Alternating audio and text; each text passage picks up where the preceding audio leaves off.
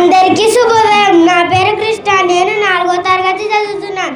నేను ఇప్పుడు చెప్పబోయేది పెద్ద గీత చిన్న గీత కాదు. పూర్వం అక్బర్ అనే రాజు ఉండేవాడు. అతని మంత్రి బీర్బల్. ఇద్దరు చాలా తెలివిగలవారు. బీర్బల్ చిత్ర విచిత్రమైన సమస్యలు చాలా తెలివిగా పరిష్కరించేవాడు. అందువల్లనే అక్బర్కు బీర్బల్ అంటే ఎంత అభిమానం, గౌరవం. ఒక విదేశీయుడు అక్బర్ను సమీపించి ఒక చిత్రమైన సమస్యను ఇచ్చాడు. తాను ఓడిపోతే తన తలపాగాను సమర్పిస్తానని, తమరు ఓడిపోతే తమ కరవారాన్ని తనకు సమర్పించాలని సవాల్ చేశాడు. అక్బర్కు పండితులపై మంత్రులపై అపరమైన నమ్మకం ఉంది.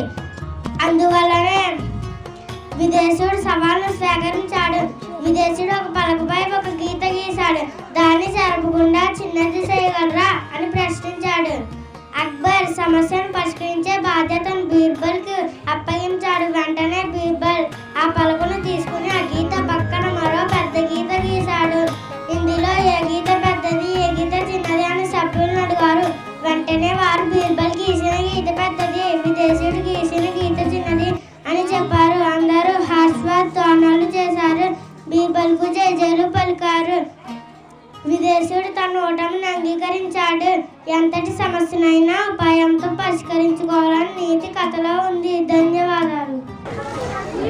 Mind blowing! It's really so nice. Clap for him loudly, all of you.